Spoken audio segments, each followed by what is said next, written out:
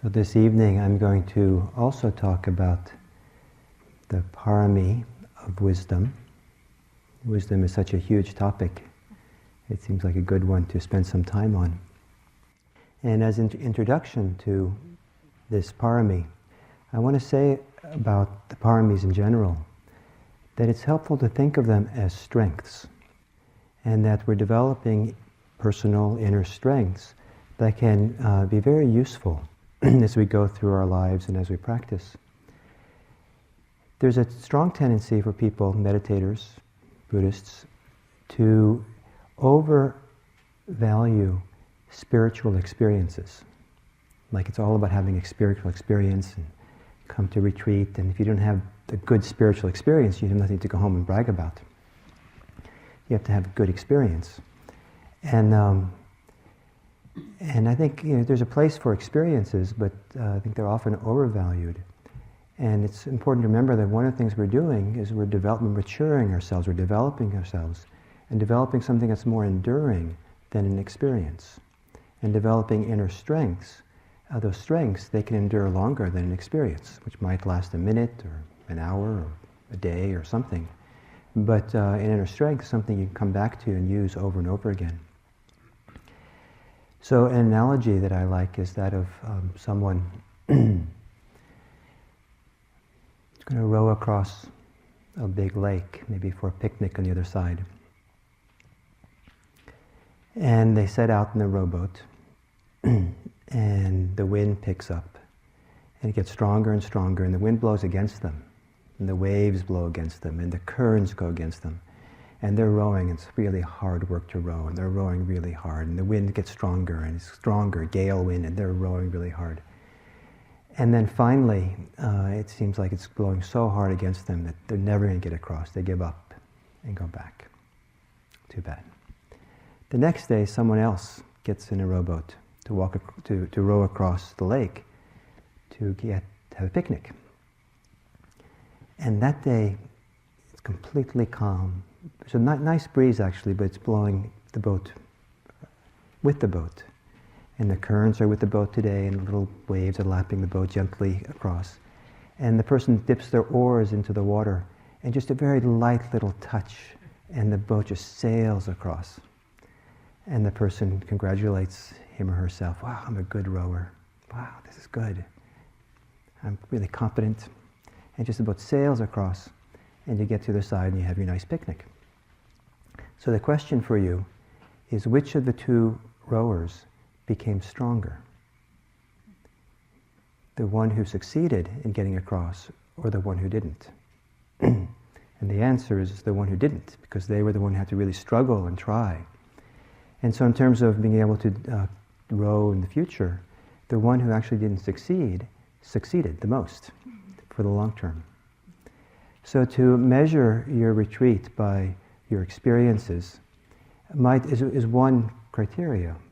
Another criteria is, have you developed greater patience or greater equanimity, greater capacity for honesty, greater capacity for stability, being stable, being calm. So there's the inner strengths that are being developed, and so the paramis are all those. And one of those is wisdom. And perhaps translated as prajna, as wisdom, doesn't really give the full flavor or picture of the word, of the concept of what's being developed. Because perhaps wisdom can be understood as some understanding that you're going to carry with you. Now I understand something I didn't understand before, and I'll carry that understanding and apply it in my life. There's something much more intimate and immediate about prajna, that has to do with insight, seeing clearly something here and now. So sometimes it's translated as insight, to really see deeply into this reality here. Another translation that has been used for wisdom is discernment, to be discerning. And to be discerning is to be able to make distinctions, to be able to see differences between things. And wisdom is partly the ability to see what is it that makes a difference in our life, what is consequential, what is helpful and what is not helpful to do, to pick up, to be engaged in, both in the macro level and the micro level. What is helpful and what is not? what is beneficial for you or for others, and what is not. What puts you on the path, and what takes you off the path. And to really be able to have the wisdom to know, oh, this is the path. I found the path to walk on. And this is not the path. It's a very important function of wisdom. To have that ability to see that, to see, not just understand how it works, but to see it in our experience. And the path is, the word path, historically has often been used to define or describe what Buddhism is. The word religion is a modern, somewhat, at least it's a kind of Western word, that in ancient India, and until recently in India and in much of Asia, there was no corresponding word to translate the English word or the English or European word religion. And so people in Asia had to make up words. Like in Japan, they made up a word just so they could translate religion into Japanese. And the closest word to it that describes Buddhism in India, ancient India, is that it's a magga, it's a marga, it's a path. It's more than a religion, it's a path, it's a way. So the Buddha gave this beautiful story, analogy, of a woodsman, maybe someone who's close to nature, who one day out in the woods, in the jungle perhaps, overgrown bush and trees, finds the faint traces of an ancient road, overgrown. And so the woodsman follows those faint traces deeper and deeper into the forest. And deep in the forest finds an ancient capital, long abandoned, overgrown, long forgotten. The woodsman comes out of the woods and goes and finds the king and queen of the queendom and says, I found this ancient path that takes to this ancient capital, beautiful place. And so the king and queen go and clear the path, and clear the path, and clear it all the way to the big, beautiful capital, and clear the capital, and there's this beautiful, shiny city again. In this analogy, as Buddha explains it, he's the woodsman who has found the faint traces of a path. And you are the kings and queens in this analogy. You're the royalty. Isn't that great? That's how you're being understood. That's how you're being seen, respected, acknowledged. Somehow, this analogy, you're the king and queen. And your humble servant has found these faint traces, and it's for you to clear the path into the great ancient capital, or ancient home, your home, to come home. One of the interesting things about this story, or this analogy, is the Buddha found the path, the traces of the path, once he was awakened. It involved, his awakened vision was to find and see the path. And I think many people are very curious, once I'm going to be fully awakened, enlightened, how am I going to see the world? Oh, those awakened people, I'm sure they live in constant bliss. Everything is just white light. Just everything is just, honey and sugar. I don't know what people think. But whatever it is, it can be like a happy ever after kind of story. And one of the defining characteristics, or what the Buddha sees, the defining thing that a Buddha sees, an awakened person sees, is they see the path. The path to walk. They see what is the path and what isn't the path. And initially it's very faint. You can't see it very well. Maybe we lose it for a while and come back. But we find the path. So what is the path? And one of the classic descriptions of the path is the Eightfold Path. So, and the Eightfold Path begins with wisdom. Begins with the wisdom of knowing what is the path. So the right view, which is the first step of the Eightfold Path, is that insight or that view or that orientation that allows you to find the path. It's like the map. If you want to find the path, this is where you find it. And it's helpful to have a little bit of a sense of where the terrain is, where the map is, because the jungle is so huge. And there's so many things to do in the jungle, so many different paths you can take. It's nice to have kind of a direct path. And so, the right view the Buddha offered as being kind of perhaps the most direct path is the Four Noble Truths. Definition of the Eightfold Path, the classic definition of the first step of the Eightfold Path, is the orientation, the frame of reference, where we see our experience from the point of view of suffering, its origination, its cessation, and the path leading to it.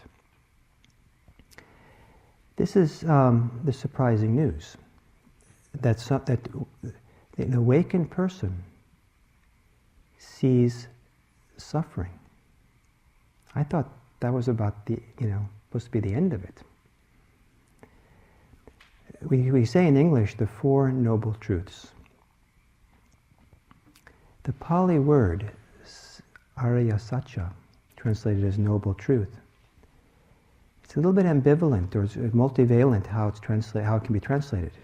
It can be translated noble truths, but there's another way of translating it which is the preferred way of much of the history of Theravadan Buddhism. The grammar allows for as well, both are allowed. And the preferred way is it's the truth of the noble ones. So rather than the truth being noble, it's that insight, that understanding, that wisdom that a noble one, an awakened one has. An awakened one is one who's able to see suffering. Is able to see the rising of suffering, the origination of it, and the cessation of it. There's something very profound about being able to see this. So it's a little bit surprising to put it in a crude way. Someone was once asked, "What did you see when you became awakened?" And she said, "I saw how much of an egomaniac I am." What do you think of that? There's something about the clarity of awakening that allows us to see, if the awakening is not complete, it allows us to see and highlight what's going on in the functioning of our hearts and mind. And one of the things that the awakened person sees is they see, oh, here's my suffering. Here is the grasping and clinging from which it arises. And here's its cessation. There's something very maturing, very strengthening, to be very honest about our real humanity, human condition, how we actually are. I think there's oftentimes in spiritual life, people sometimes have blinders on half of who they are. They don't want to look at their full self. They don't want to look at that part that suffers. Or there are people who have blinders on. They only want to look at what they suffer, where they suffer. The Four Noble Truths encompasses both sides. It sees suffering. It doesn't say, the Pali of the Four Noble Truths does not say the cause of suffering. In shorthand, we say that in English. It says, the word is sam udaya. Sam means together, and udaya means to arise. Co-arising, that which arises together. It's the origination. It's that which arises with suffering. It's the condition which has to be there for us in order for suffering to be there. And the reason why it's maybe not good to call it a cause is then we start kind of digging into the past, as if the past will tell us. And the immediacy of the insight of the Four Noble Truths is to see the conditions here and now that arise with it. Without that condition, the suffering won't happen. And to see it, the noble one, the awakened insight, is to see suffering, see the conditions out of which it arises, and see the possibility of its ending. To see all three. Even if you can't end it, you can't let go, there's a sense in which, oh yes, there is freedom as a possibility. Adrian last night talked about the 5 aggregates, seeing their arising and passing. If you read the teachings of the Buddha, you'll find that the key insight that the Buddha emphasized in many different ways is the insight into how something co-arises, how something originates and arises, and how something ceases. How the aggregates arise, how sensation arises, a feeling, a perception, a formation, consciousness, how it arises. You see it arise, you see it pass away. To see and watch how clinging arises and see how it passes away. To see the arising of a thought, see it pass away. To see the arising of the sun, and the sun passes away. See the rising of an hour of meditation, comes to an end. To see the arising of an in-breath, and see it passes away. To see the arising of a feeling, see it pass away. To see an arising of a perception, and to see it pass away. To see the arising of suffering, and see the cessation of that suffering. The Four Noble Truths is a particular expression of this key insight of seeing the rising of things and the passing away. And one of the reasons why this is so important to be present, really present for experience, see the arising and passing away of things, is when you see that things arise and pass, then we know that everything is in process. Everything's moving. That nothing has to stay. That nothing's fixed. There's no things. The mind is not a thing. The heart is not a thing. You're not a thing. Your suffering is not a thing. It's all process. And the process can move. Or it can get frozen. I think of resentment as frozen anger.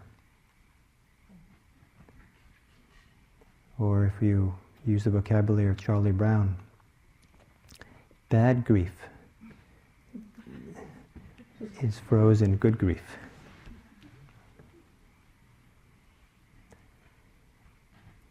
And so part of what we're doing in practice is to bring attention, loving attention, to the immediacy of our experience, whatever it might be, and let some of that frozen quality thaw in the light of our kind attention. So there's suffering, noble suffering, or the suffering that the noble ones see, and that arises together with clinging. In fact, clinging arises so intimately with suffering that it's the condition that's required in order for suffering to arise as well. And I like to restate the Four Noble Truths this way.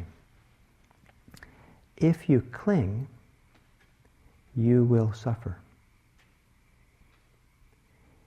If you let go of that clinging, that suffering disappears.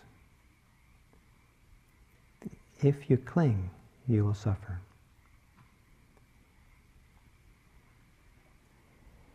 The other thing about the Four Noble Truths is that the word, to call the first one, dukkha, suffering,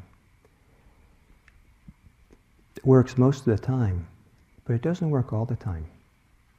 And some people like to translate it as stress, because there are some situations, especially like in deep meditation, where it doesn't make sense to talk about there being suffering there. But it does make sense to talk sometimes about subtle sense of stress or pressure or tension, or a little subtle sense of solidity that might still be there, a little wavering that might be there. And so stress better represents that than the word suffering. So in deep meditation sometimes, to meet the Four Noble Truths is to meet that subtle wavering tension or pressure or sense of stress that still might linger, even in the stillest of places.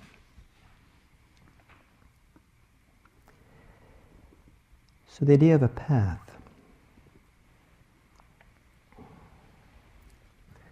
There's a Zen story of a monastery where when the new monks and nuns would go to the abbot, say, "We've been here for a while now. When are you going to teach us about the path?" So the abbot would nod, "Oh, okay, it gets its time.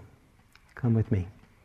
And you take one of them, one at a time, you take them into a back corner of the garden where people generally never went. And there in the back corner of the garden, he'd point out there's a little path in amongst the woods and the bushes.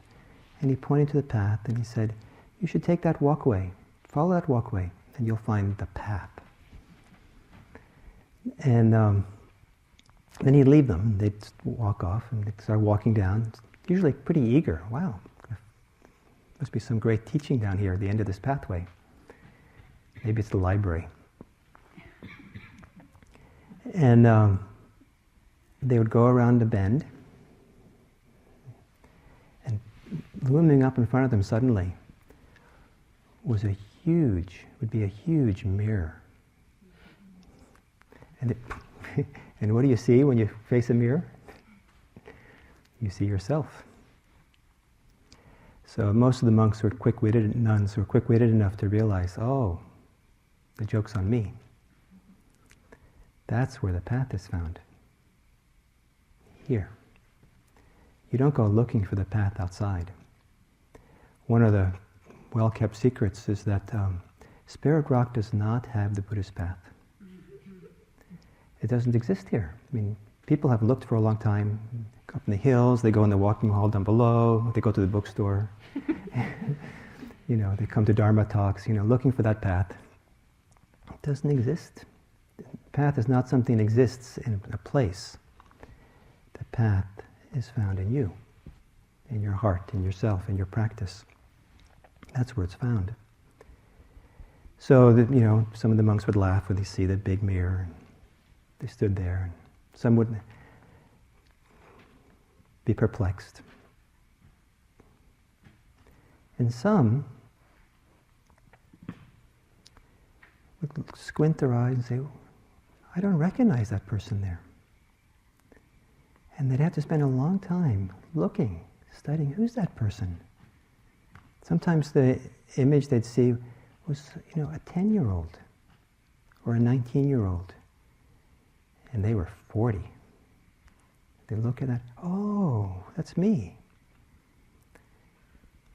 Or sometimes they'd look at the mirror and they'd be distracted by the crowd of people that surrounded the reflection, their mother and their father and friends and colleagues. And the person would look over their shoulder to see if anybody else was there. No one would be there, except there's all these people in the mirror.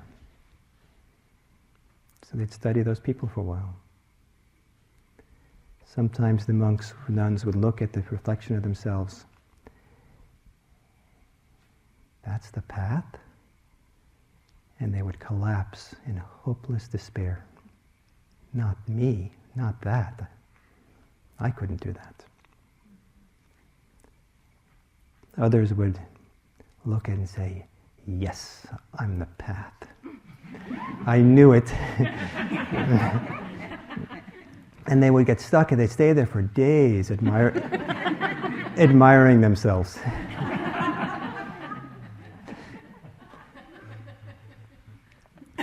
And some would look at the reflection and get frightened by what they saw. And they'd run back to see if there might be a better path or another path. And maybe I took the wrong turn. Go back. And no, they retrace their steps and then walk again. And they always came to the mirror. Boom. Always the mirror. And some would, this mirror is standing in my way. I think what I'll do is I'll just kind of plunge into the bushes and the trees on the side and get around it, walk around it. But they wouldn't get more than a foot or two before they had to come back out to the path, all bloodied by the thorns. That didn't work.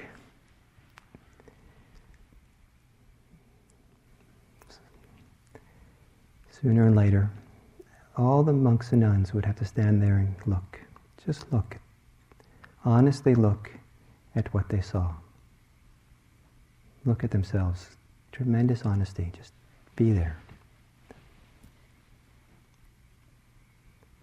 Some would get really upset by what they saw, angry at what they saw, and they take hammers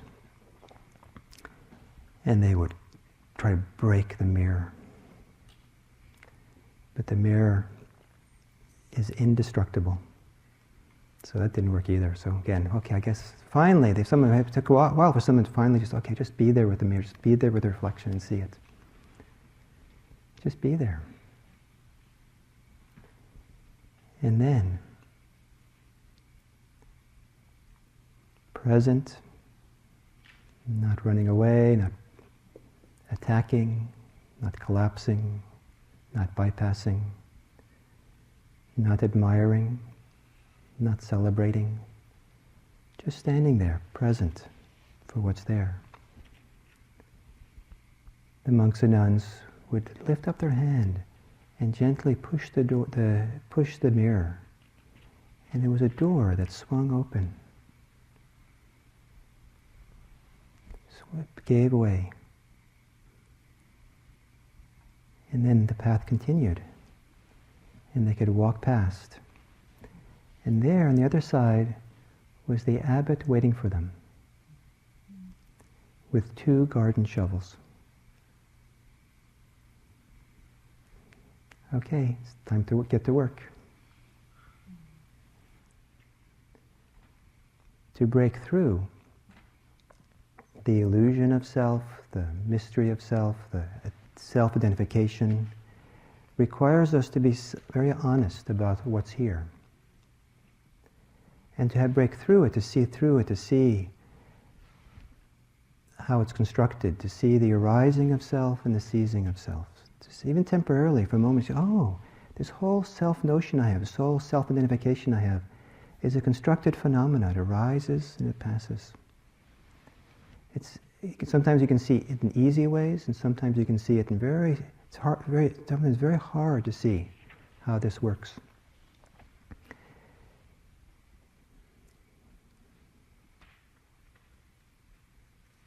Some of you might have your favorite seat in the dining hall. And it's probably, you can't come the first day here.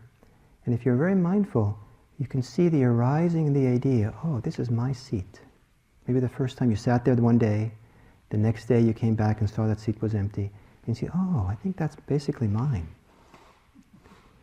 And if no one disturbs it for the month, then perhaps if you're very attentive, you can see actually that idea, sense fades away, of mine, falls away. Or my walking path, I got there first, this is mine. There are all kinds of ways in which we, me, myself, and my, create that. Look at that, there's meing. We're standing really straight when we do walking meditation. Straighter than usual, the energy is going really well. And what arises, I'm a really good walking meditator. So the arising of identity, of you. And if you're lucky, you'll see that fade away. So some of these things are pretty easy to see. When I went to Japan and practiced in the Zen monastery there, I was the only Westerner there. Grew up in a Western culture. There was about 36 Japanese monks. And every morning we did this intensive soji, this intensive 15-minute, 20 minutes of cleaning of the temple. And you had to be all out, work really hard. And it didn't matter if something was clean or not, you cleaned it anyway. Just clean, very vigorously. And so it was kind of a fun ritual for a young person to do. And I did it for a couple of months. And then one day, you did it together with all the other monks. Kind of everybody's kind of working together, kind of. And one day I woke up, felt kind of a waking up. And I realized that I was living in a different social universe than the Japanese monks. The Japanese monks were living in a social universe where they were all elements of a single unit, the group. I was operating as an independent unit among an individual unit in amongst other individual units. The Japanese monks had a social sense, their sense of self was completely intimately tied to their group social identity. That's how they saw themselves, as a part of a group. I saw myself as an individual independent of the group. I didn't think that one was better than the other, but I realized in that moment how deeply my Western conditioning had shaped who I think I am. The idea of being an independent individual, which is so highly esteemed here in the West, can be so deeply embedded in our worldview, we don't even see it as a cultural conditioning. We don't see how it arises.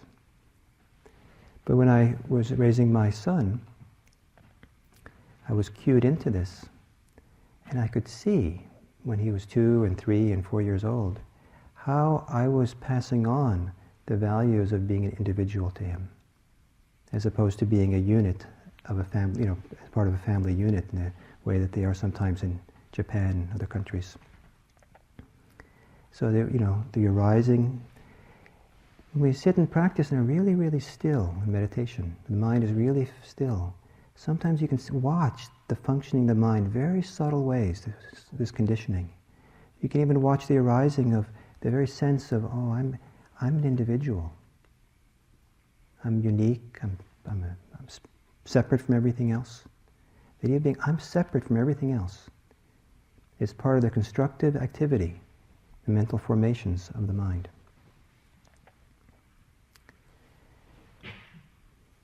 So, those times when it falls away gives us a vision of the possibility of it falling away, and then a higher sensitivity to when it re-arises, or how clinging to self occurs. And part of the insight of an awakened person is to see, understand, how the clinging to self comes into being. And a lot of the work, after an initial experience of freedom, a lot of the work is not to dwell in spiritual retirement, but to actually begin looking honestly, really honestly, at noble suffering, noble origination of suffering, and the noble cessation of suffering. That's the mature work of an awakened person. It's to be very, very honest. So, in retrospect, that's also the work before we get awakened. Isn't that great? Before and after. We're supposed to be honest and show up and be present for what's here. This before and after, I think, is significant in many ways. So the idea of a path, walking a path,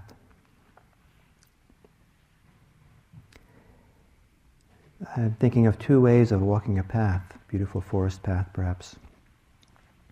One way is to focus on the destination, where you're going to get to, where you're going to go, where you have to get to. And the important thing is to get to the destination. So in that case, maybe walking fast is important, or taking the shortcuts is important. Just, paying attention to the path isn't only important to the degree that you find your way, but the destination is the point.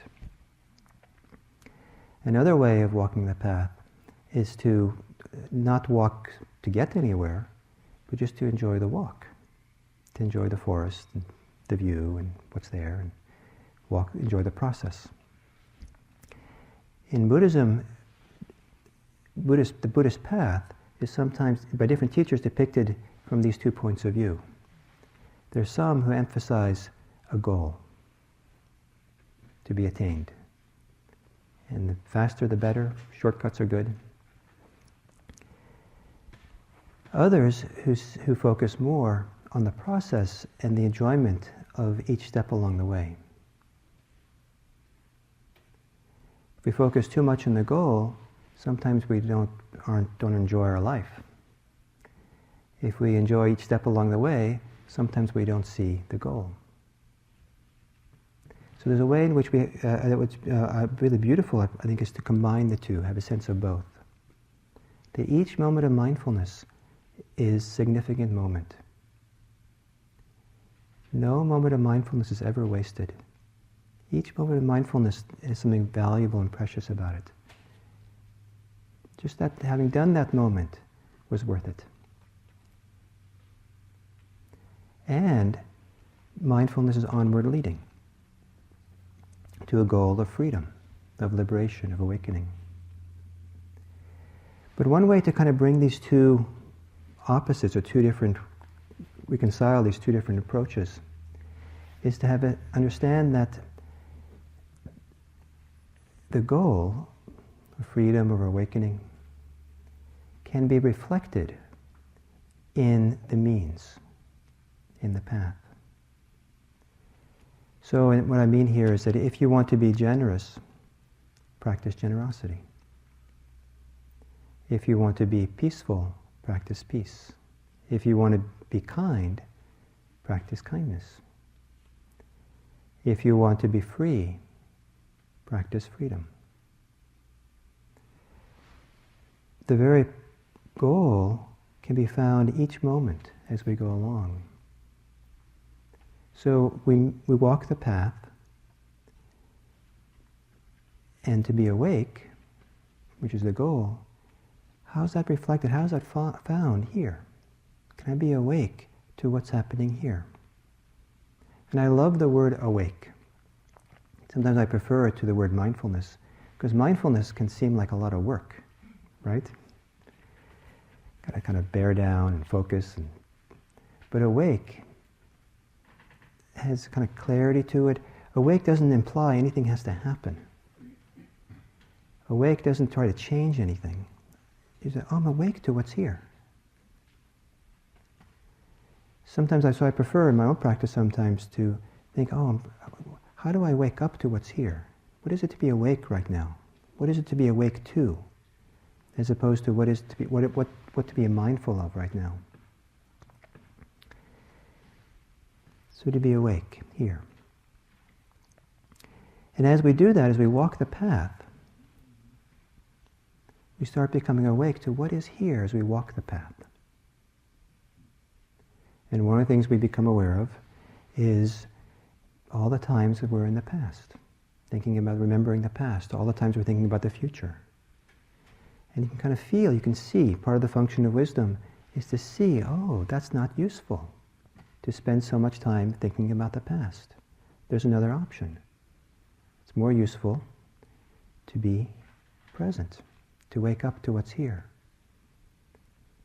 It's not useful to spend so much time planning the future. Maybe I can't let go of the planning, but can I be awake to planning? Here and now is a person thinking about the future. That's all you're asked to do. That's to be awake. Here and now, a person thinking about the past. Here and now, someone having fantasy. Be awake to that. So then, to be awake to that also brings us back into the present, into walking the path. Here we are. And then we start paying more careful attention to what's here. Be more awake to what's here. And you might notice that there's a lot of judgments, or criticism, or a lot of aversion, a lot of desire, even in relationship to what's happening here. And it's possible to see how that gets in the way of being awake. those things create more suffering. See the suffering of it. Oh, look at that, I'm suffering. And so then it takes a while of contending and looking and being very honest about that. So as we wake up, we stay present, part of the function of mindfulness is to begin showing us what's operating here, what's going on here for us, how our minds, our hearts, our feelings work, what the backlog of karma is for us that has to be experienced and seen and recognized. It's not an easy process to meet ourselves, to look in the mirror and see ourselves well. But we see ourselves, and we start simplifying in the process. The second step of the Eightfold Path is right intention or right attitude. I like to think of it as having the right luggage. Imagine you're going to hike into the forest, going on a long hike someplace, and you bring with you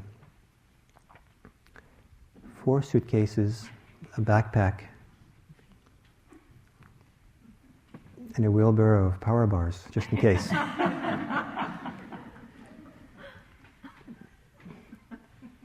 You're not going to get very far, very quickly. You're going to be weighed down. There has to be some shedding, some letting go, simplifying in order to follow that path. So the right attitude, the right intention, is to begin finding that attitude and that way of being that simplifies our experience. And one of the right intentions is the intention of letting go, of renunciation. Because you can't take a lot of baggage with you, even good baggage, if you want to walk the path. So there's a kind of simplification process. Just here. And one of the great, I think, values of a long retreat like this, it helps a little bit, not a lot, but it helps a little bit with the simplification. You kind of forget a lot of things, and a lot of concerns and preoccupations. So it's easier just be here. Because here is so important. Here is where it's at. Here is where the path is found. If you want to find the path is found here. It's not found tomorrow, it's not found yesterday. This is the only place it can be found. So we begin discovering what goes on here. And as we get closer and closer to here, we start seeing more and more also how we are relating to here. I'm judging it, I'm for it, I'm against it, I want something different. I'm looking for another path. I don't, it's all this kind of movements of activity that keeps us a little bit restless, a little bit kind of active, that keeps us from just fully walking. I don't know if you've ever done something like a running practice. And when I was younger, I used to run. And I remember the first 300 yards, I hated it. And there was all this resistance and judgments and thoughts about better things to do. And then I just keep doing it and get into it. And then I'd enter into the activity of just running. And so much would fall away and just be running. Just after all, just running. So just to walk the path, just to walk, just really wholeheartedly surrender to it, just walk, just be there and be there, be there. It takes a while. There's a lot of simplification, letting go that happens in that process. So that we become more settled here. And the last step of the Eightfold Path is right concentration, which I like to call right composure. To be composed here. And I like the word composed because concentration is not a good translation for samadhi. And it suggests the idea, concentration suggests kind of this one-pointedness, kind of laser focus, mental kind of thing. Whereas composure in my vocabulary is a physical phenomena.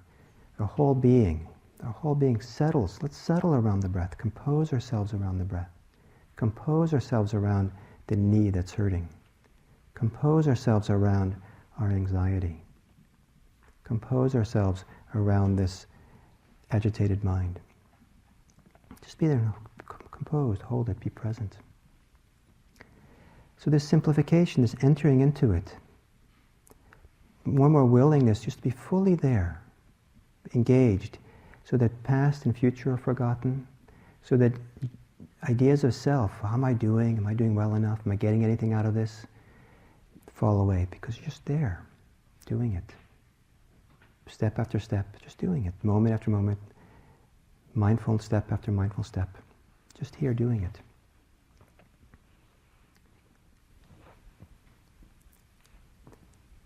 So entering into it. And then the wonderful thing about the path, the Buddhist path, is that actually it doesn't have a destination, even though teachers will talk about a destination. Or the destination is not a place. You can't get to it. That's disappointing, right? Now you find out. It's not, so you have to walk the path. But if you think that walking the path, that up ahead, around the bend, you'll find the goal, it doesn't work that way. What it works is you walk the path. You walk and you really walk. You really enter into the process of walking, into the process of being present and being mindful and being really here with this experience. And as you settle and get calmer about this experience, it's easier to see the subtlety, the immediacy of just this. The immediacy, the small little movements, the small sub-movements are arising and passing. Just here. And it gets so involved sometimes, not often, but occasionally, so involved, so connected, so simplified, so willing just to let go of self-concern and self-measurement and self-criticism and needing to apologize or needing to defend or be ashamed or whatever. Just let go. Just enter into the process here, fully. That in that process, it's simpler and simpler and simpler. That there's realizing, oh, here's where I'm clinging still. Here's where I'm holding on to something. I'm trying too hard. So we let go. Let go of the places where we hold, where we cling. So finally we just become the walking so fully that the walker disappears. And you could say that's the goal, but the walker doesn't know it. At some point, the walker comes back. And then the walker comes back on the path and then keeps walking to do the work some more. Just do the work and walk and be mindful and wake up and look at where we cling. With a greater love and commitment to being honest and facing ourselves and seeing what's here. What did you experience when you became awakened? How amazingly egotistical I am. Yeah, that's the good news. That I see it, and I'm starting the process now of facing it and freeing myself of it, not believing it. And then maybe you're lucky again, and the walker disappears. And then you come back you're on the path, and you just keep walking. And you look around, and there's other people walking on paths next to you. And they're walking. And we're all walking. We're all walking together. We're all in it together. Doesn't matter if we just started the path or we've been doing it for a long time. If there's a path, we walk.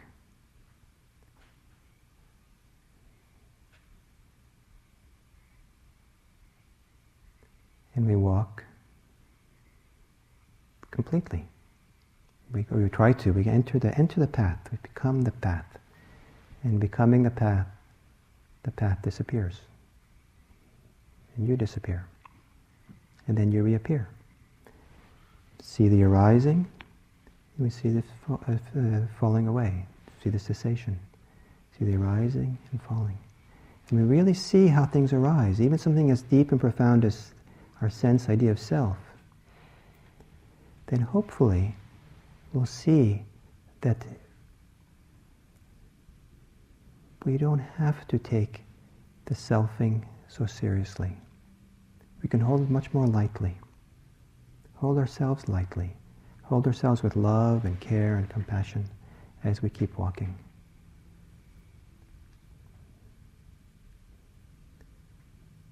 As long as you're there, as long as you're around, you walk the path. A path of no end, except for when you end.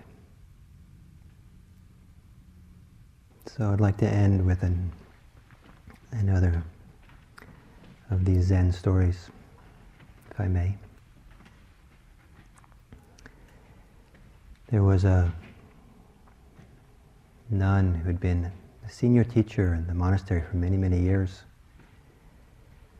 trained many of the monks and nuns. And when she got old, she retired, and she went deep into the mountains, to a little hermitage. 3 days hike from the monastery.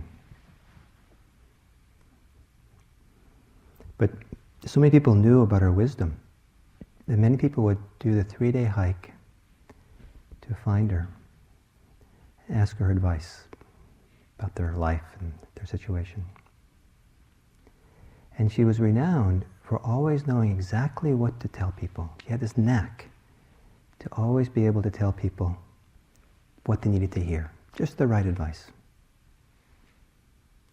So people would do the 3-day hike up the mountains to find her, get their advice, and walk 3 days out. When they came out, they'd all say, "Yes, she knew exactly what to say to me."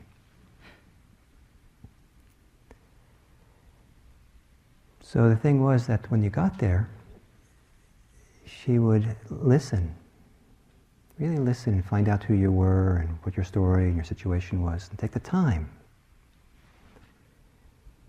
to be with you.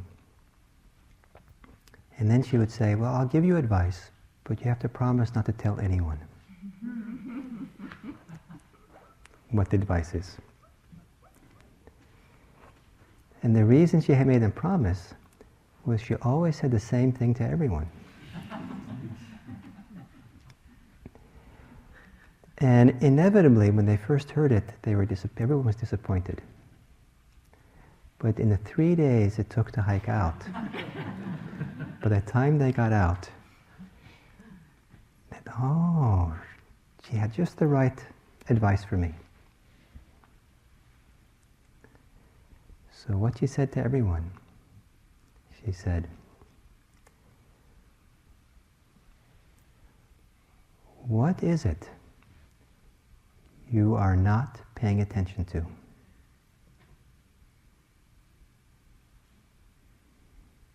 So I'll give you 3 days to find out how that's the right advice for you. So let's begin with a little quiet and sitting. So the point is not to walk to get someplace, but the point is to walk fully. And the point is not to be mindful to get somewhere, but to be fully mindful, to enter into the practice, to give yourself over to the practice. It's best not to look for something else beyond the practice. Enter the world through your practice, and you will be the path.